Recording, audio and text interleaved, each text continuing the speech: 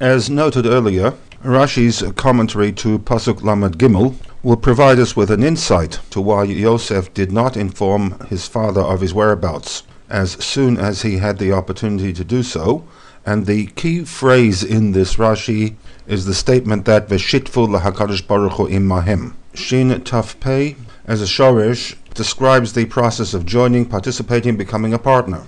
And what we shall now focus upon is the relationship that HaKadosh Baruch Hu had to the cherem that was established by the brothers. The Sikha has rejected the option proposed by the Gur Aryeh that God's role was to kaviyachol, be the 10th person to make up a minyan in order that the cherem should become valid.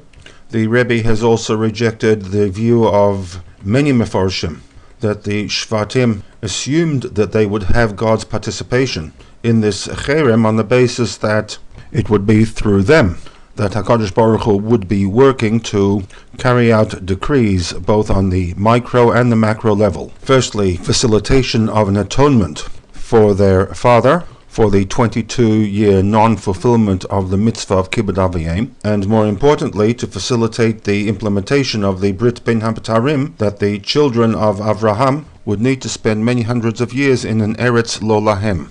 The Sikha text that discusses the rejection of these two options can be accessed with the links provided at the left of this panel. On this basis, we need to revisit and define God's role in the cherem as described by Rashi with the statement V'shitfu HaKadosh Baruch Hu imahen, that they involved HaKadosh Baruch Hu in the establishment and the implementation of the cherem.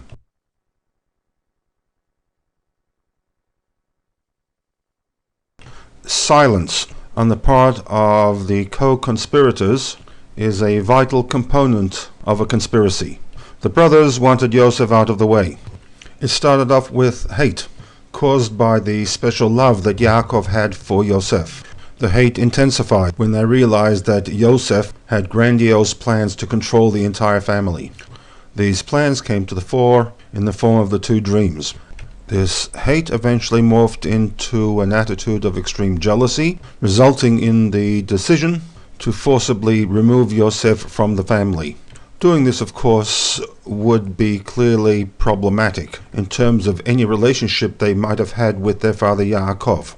There would be catastrophic consequences were their plot ever to be discovered. And to this end, to forestall any possibility that one or more of the brothers would become remorseful and wish to inform their father as to what really happened, they bound each and every member of the plot to a bond of silence, the consequences of which would be hechrimu v'kilalu, a cherem and a curse. Hechrimu, placing an individual into cherem, is a social condition. This was something that the leaders of the conspiracy had the power to create and implement. V'kilalu, on the other hand, invoking a curse requires the forces of God.